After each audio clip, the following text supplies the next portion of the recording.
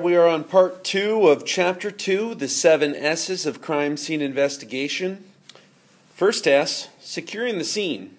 Securing the scene is the responsibility of the first responding police officer, the first responder. The safety of all individuals in the area is the first priority. Preservation of evidence is the second priority.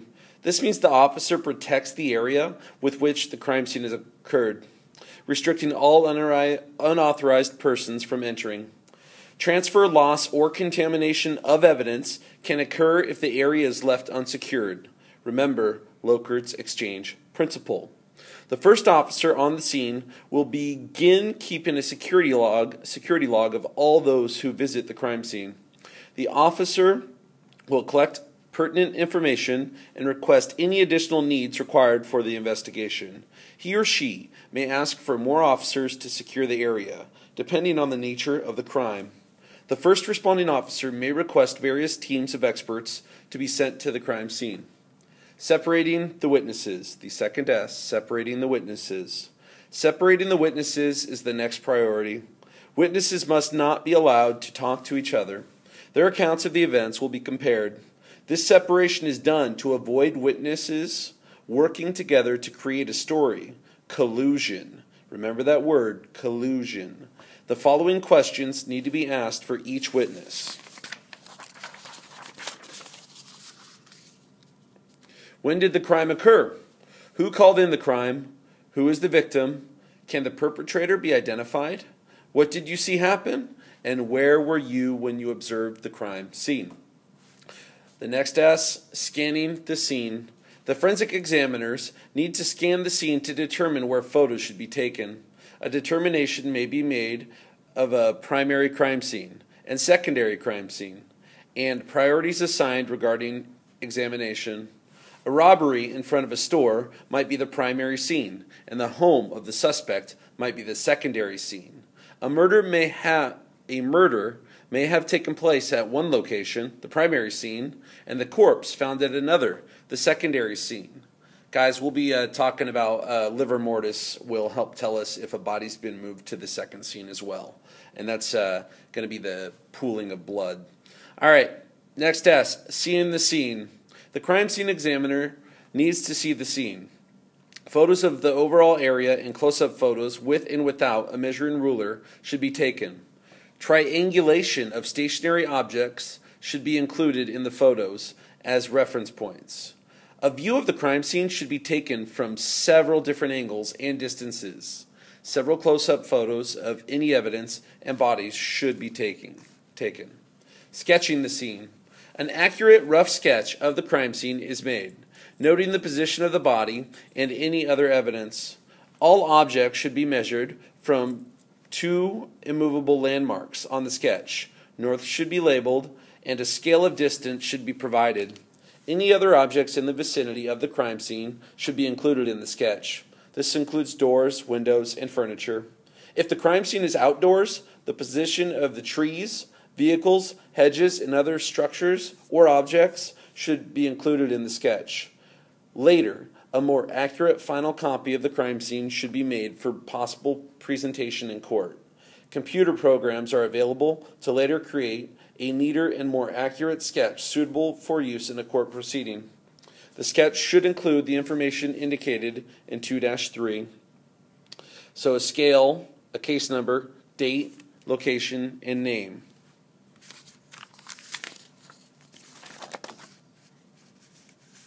All right, next up, searching for evidence. Depending on the number of investigators, a spiral grid, linear or quadrant pattern should be walked and location of evidence marked, photographed, and sketched. Single investigators might use a grid, linear, or spiral pattern. A group of investigators might use a linear, zone, or quadrant pattern. These patterns are systematic, ensuring that no area is left unsearched. And we'll take a look at 2-4. 2-4, we see the grid pattern right here. The grid pattern has them they begin and they end in the same exact location. So they go up and then back. So they go north, south, east, west, and then arrive at the beginning. The linear pattern has them beginning in one spot, and, well, you can see it. We'll talk about it. Quadrant or zone or spiral. Those are the sections. Additional light sources might be needed to find hair and fibers. A vacuum cleaner with a clean bag is sometimes used to collect evidence, but it is not a method of choice. The use of a flashlight for examination and forceps for collecting are preferable because this method avoids picking up extraneous materials. Securing and collecting evidence. All evidence needs to be properly packaged, sealed, and labeled. Specific procedures and techniques for evidence collection and storage must be followed. Liquids and arson remains are stored in airtight, unbreakable containers. Moist biological evidence is stored in breathable containers so the evidence can dry out, reducing the chance of mold contamination. After the evidence is allowed to air dry, it is packaged in a paper bindle. The bindle, or druggist fold, can then be placed in a plastic or paper container. This outer container is then sealed with tape and labeled with the signature of the collector written across the tape. An evidence log and a chain of custody document must be attached to the evidence container. The evidence log should contain all pertinent information, including case number, item inventory number, description of the evidence, name of the suspect, name of victim, date and time of recovery, signature of person recovering the evidence, and a signature of any witness present during collection. Packaging evidence. The size of the bindle depends on the size of the evidence. If the evidence is small, the bindle can be constructed from a sheet of paper. If the evidence is large, the bindle might be constructed from a large sheet of wrapping paper. The packaging techniques are demonstrated in Figure 2-5. The steps are as followed. Choose the appropriate size sheet of clean paper for the bindle. Step 2. Crease the paper as shown in the figure. This paper has 9 squares in it with the X in the middle. Place evidence in the X location for step 3.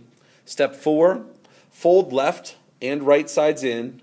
Step 5, fold in top and bottom. Step 6, insert the top flap into the bottom flap, then tape closed. All right. That's a demonstration of packaging.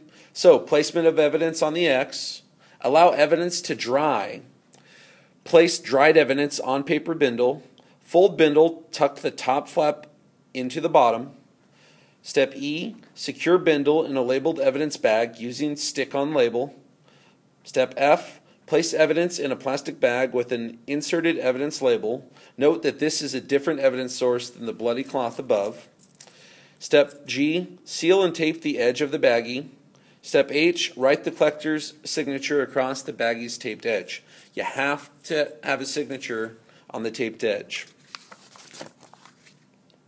All right. Oh, man. We were at step 6 on packaging evidence. Now I need to go to step 7. So let's say this again real quick. Choose appropriate size sheet. Crease the paper as shown in the figure. Place the evidence on the X. Fold left and right sides in. Fold top and bottom. Insert the top flap into the bottom flap. And then tape closed. Step 7. Place bindle inside plastic paper evidence bag. Fold the bag closed. Step 8. Place a seal over the folded edge of the evidence bag. Step 9. Have the collector write his or her name over the folded edge. All right. I repeated that. I looked at the figure. I apologize. If a wet object is large, it should be placed in a paper container and sealed to allow it to air dry. Wet evidence should never be packaged in a plastic container while wet. Any DNA present will degenerate, and evidence may become moldy and useless. There are standards for collecting different types of evidence that describe how to collect and store the evidence. The Federal Bureau of Investigation, FBI, and state police agencies publish descriptions of proper procedures. Control samples must also be obtained from the victim for the purpose of exclusion. For example, blood samples found on a victim or at a crime scene are compared with the victim's blood. If they match, the samples are excluded from further study. If the blood samples do not match, then they may have come from the perpetrator and will be further examined. Chain of custody. Do we have time for that? I'm going to leave that be. That is chapter 2, part 2. Thanks for listening.